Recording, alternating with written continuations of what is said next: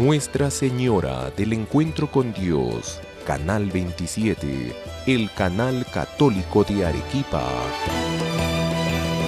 presenta La Voz del Pastor.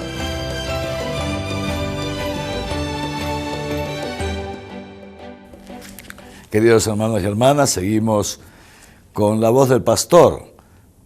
Avanzamos un poquitín más en este estudio, en esta reflexión y contemplación de nuestro catecismo de la Iglesia Católica. Como recordarán, estamos meditando estos días en este artículo tan profundo de nuestra profesión de fe. Creo en Jesucristo, que padeció y murió bajo el poder de Poncio Pilato. Vamos ahora a avanzar. Nos ponemos en el número 587 de nuestro catecismo, pero antes quisiera que recordemos brevemente lo que hemos visto en los encuentros anteriores. Vimos la relación de Jesús con la ley de Israel y la relación de Jesús con el templo. Y en ambas ocasiones hemos recordado que Jesús fue un judío, nació en el pueblo de Israel y como tal entonces siguió todas las normas y las costumbres del pueblo de Israel. Pero ya llegado a su vida pública, Jesús declaró que Él no había venido a abolir la ley, sino a llevarla a cumplimiento. ¿Qué significa esto? Que esa ley que Dios dio a Israel en el monte Sinaí es una ley eterna, porque es una ley que responde justamente a la naturaleza del hombre y que, como sabemos, se sintetiza en este precepto: amarás al Señor tu Dios con todo tu corazón, con toda tu mente, con todas tus fuerzas, y amarás al prójimo como a ti mismo. Esto es lo que Jesús vino a dar cumplimiento. Él amó a Dios con todo su corazón, amó a su Padre con todas sus fuerzas, amó a su Padre con toda su mente, y justamente por ese amor al Padre y a nosotros, a su prójimo, a nosotros los hombres, Jesús se entregó a la muerte en la cruz para obedecer a su Padre hasta el extremo, porque su Padre había previsto que muera de esta manera para la remisión de nuestros pecados. Es decir, queridos hermanos y hermanas, que Jesús pues ama a Dios y porque lo ama lo obedece y nos ama a nosotros y porque nos ama da su vida por nosotros en la cruz. De esta manera lleva a cumplimiento la ley, lleva a su plenitud y a cumplimiento también todo aquello que se había profetizado sobre él. Y lo mismo decimos con relación a Jesús y el templo. Jesús, como buen judío, desde pequeñito subía al templo con sus padres, a ese templo de Jerusalén, que era el único templo en la época de Jesús en el cual los israelitas podían ofrecer sacrificios a Dios. Él desde muy pequeñito es llevado por José y por María al templo, y ya siendo adulto, él subía al templo de Jerusalén en las principales fiestas, como está atestiguado por los evangelios. Sin embargo, también es cierto esto que dice Jesús en el diálogo con la samaritana: en verdad te digo, que llegan los días, ya estamos en ellos, en que los verdaderos adoradores de mi Padre no lo adorarán ni en el monte de Garizim, donde adoraban los samaritanos, ni en el monte de Jerusalén, donde adoraban los judíos, sino en espíritu y en verdad. Y Jesús mismo, lo recordábamos en nuestro encuentro anterior, lo dice con estas palabras: destruyan este templo y en 3 días yo lo reedificaré. Y dice el apóstol San Juan que Jesús decía esto refiriéndose al templo que era su propio cuerpo. ¿Por qué? Con la muerte y resurrección de Jesús, entonces Jesús es transformado, digamos así, en aquel templo en el cual se rinde culto, el verdadero culto a Dios, un culto en espíritu y en verdad. Jesús es el templo en el que habita la divinidad.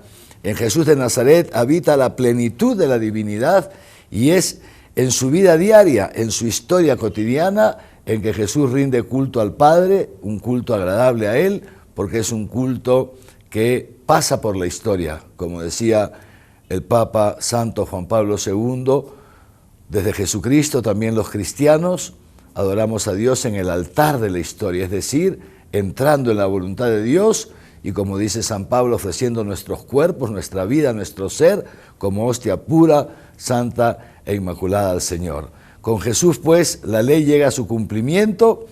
Aquellos otros pequeños preceptos que se habían hecho los fariseos, los judíos, etcétera, etcétera, para pretender justificarse a través del cumplimiento de esos pequeños preceptos cotidianos, Jesús los eleva, Jesús recupera, digamos así, la plenitud de la ley en el amor, y también Jesús inaugura una nueva etapa en el culto a Dios, que es el culto en la historia, que es el culto en nuestra vida cotidiana.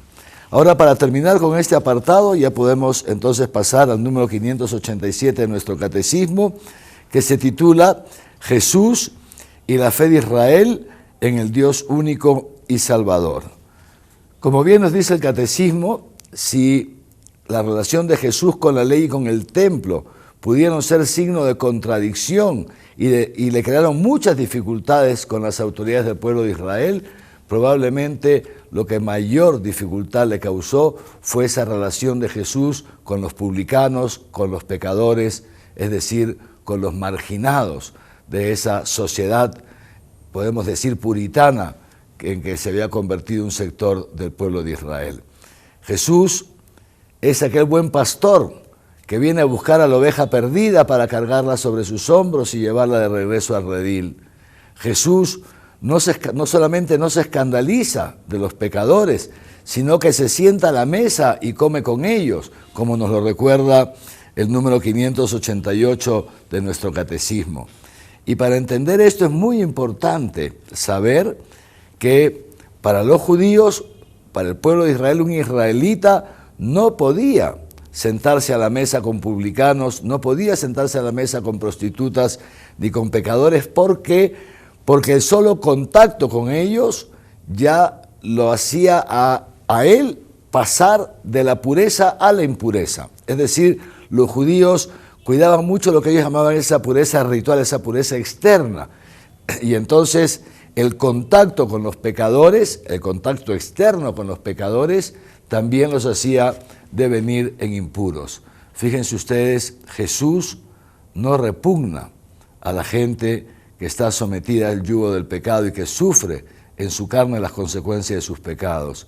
Jesús, por el contrario, se acerca a los publicanos, se acerca a los pecadores, se acerca incluso a las prostitutas, como nos lo dice también el Evangelio. Y fíjense ustedes, pero ¿por qué se acerca? No se acerca para avalar sus conductas, no se acerca para avalar sus pecados, no se acerca para eso, sino por el contrario, se acerca para hacerles presente el amor de Dios, para hacerles presente que aún en medio de sus pecados Dios les ama y que justamente porque Dios ama al hombre, por eso Dios no quiere que pequemos, porque Dios sabe que el pecado nos hace daño, que el pecado nos destruye, el pecado nos hace romper la comunión con Él. Jesús lo dijo con toda claridad: no he venido por los justos, sino por los pecadores, porque no son los sanos los que necesitan al médico, sino los enfermos. Queridos hermanos y hermanas, Jesús vino al mundo por nosotros, vino a dar su vida por nosotros, porque todos nosotros, queridos hermanos, somos pecadores. Todos tenemos nuestros pecados. Seguramente ninguno de nosotros se siente orgulloso de sus pecados. Seguramente a todos nos duelen nuestros pecados, pero esto no significa que no los tengamos. Lamentablemente los tenemos.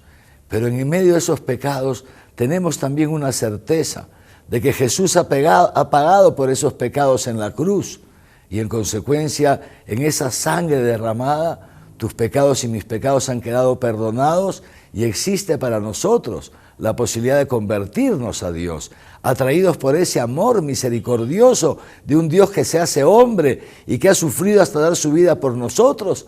Entonces brota de nuestro corazón también ese deseo de ser fieles al Señor y de no ir contra su majestad divina, de no atentar contra su soberanía, de no romper la comunión con Él a través de nuestros pecados. Y esto es justamente lo mismo que Jesús quería suscitar. Esto que suscita en nosotros, contemplar el amor de Dios manifestado en Jesús crucificado, esto que suscita en nosotros de conversión, de compunción, de arrepentimiento, ver cuánto amor nos tiene Dios, era lo mismo que Jesús pretendía y que de hecho consiguió en su trato con los publicanos y los pecadores. Lamentablemente, toda esa, digamos así, gama de judíos, autoridades religiosas, sobre todo fariseos, escribas, sumos sacerdotes, que vivían y a costa de esa religión que ellos en cierto modo habían creado, porque se habían apartado muchísimo de la religión que Dios les había revelado en el Sinaí, y entonces todo ese puritanismo, digamos así, les impedía a esas mismas autoridades reconocer sus propios pecados, fíjense ustedes. Les impedía reconocer sus pecados. Y si no reconocían sus pecados, si uno no reconoce sus pecados, tampoco se puede convertir a Dios. Y es por eso que se escandalizaban de que Jesús estuviera con los pecadores, porque ellos no se sentían pecadores.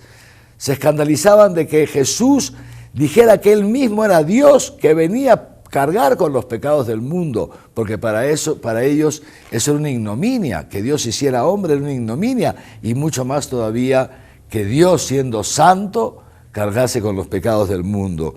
Y ahí, queridos hermanos y hermanas, entonces esta principal fuente, digamos así, de discrepancia, de rechazo de los judíos hacia Jesús.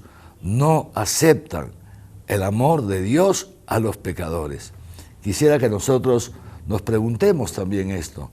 ¿Cómo estamos nosotros respecto a esta situación, a esta realidad? Porque también debemos aceptar que dentro de nosotros puede haber también un fariseo, es decir, uno que condene a los pecadores, uno que no sepa amar, que no sepa perdonar a los pecadores y a los publicanos, uno que esté siempre juzgando a los demás, al esposo, a la esposa, a los hijos, a los padres, a los vecinos, a los familiares, a los compañeros de trabajo, como ese fariseo que rezaba: Señor, te doy gracias porque no soy como este publicano que es un pecador. Y Jesús dice que mientras tanto el publicano estaba ahí golpeándose el pecho: Señor, ten compasión de mí, reconozco mis pecados, ayúdame a convertirme. Y Jesús dice: ¿quién de los dos volvió justificado? ¿Cómo estamos nosotros? ¿Reconocemos nuestros pecados, hermanos? ¿Reconocemos tantos pecados que todos tenemos? Pecados de juicios contra los demás, de murmuración contra Dios y contra la historia, por no mencionar otros tipos de pecados. Cada uno puede hacer su examen de conciencia. Nos reconocemos pecadores y nos acogemos a la misericordia de Dios. Somos misericordiosos con aquellos hermanos nuestros que están esclavos de algún pecado, porque a lo mejor toman demasiado, se emborrachan o tienen otro tipo de pecados. Somos misericordiosos con ellos, que repito, ser misericordioso no es promover el pecado. Ser misericordioso no es avalar el pecado. Ser misericordioso es acercarse, como ese buen samaritano, a esa persona que está herida porque ha sido apaleada por el demonio a través de los pecados, y tratar de curar esas heridas con amor, con solicitud, con cercanía, sin juzgar, y ir acompañando poco a poco, paso a paso, como dice el Papa Francisco, a estas personas en un proceso de conversión que tantas veces será lento, pero no por eso será menos seguro. Así es pues, queridos hermanos, Jesús se presenta como el mismo Dios que viene a cargar con los pecados del hombre, que viene a perdonar nuestros pecados, y esto suscita el rechazo por parte de las autoridades religiosas del pueblo de Israel. Jesús, sin embargo, vamos terminando ya con este acápite, dice el número 591 de nuestro catecismo: Jesús pidió a las autoridades religiosas de Jerusalén que creyeran en Él en virtud de esas obras que Él realizaba en nombre de su Padre. Cuántas curaciones de enfermos, cuántas resurrecciones de muertos, cuántas obras de misericordia, cuántas obras sobrenaturales.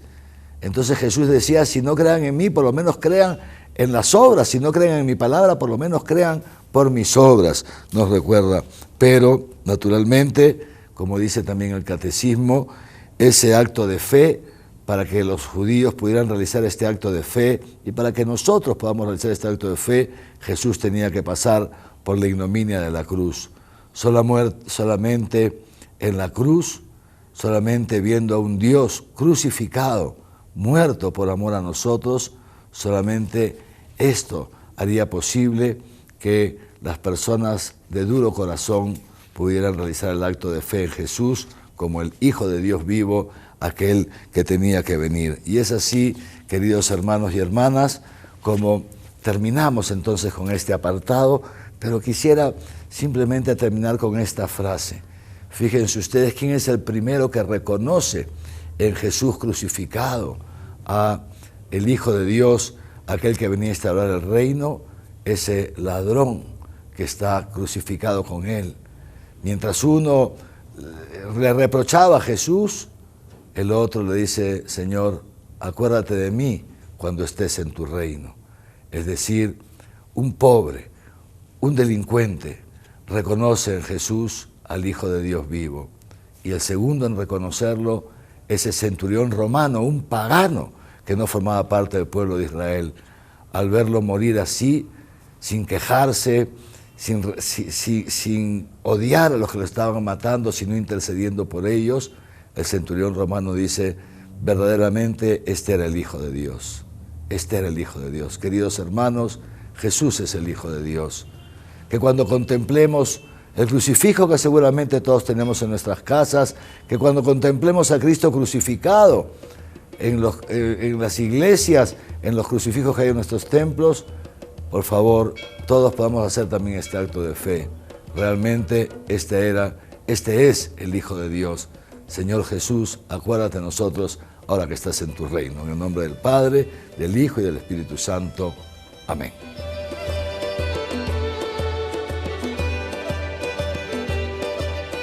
Nuestra Señora del Encuentro con Dios, Canal 27. El Canal Católico de Arequipa presentó La voz del pastor.